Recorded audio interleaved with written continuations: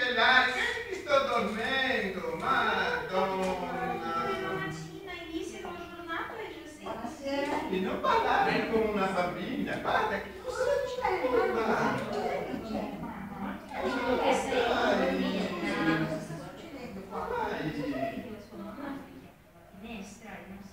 Ma oggi fa un caldo da madonna che non riesco a stare con la finestra chiusa. Adesso ti faccio mettere un pochino così ti stai meglio, Ma perché sennò ci sto da te che ti armai. no, ma io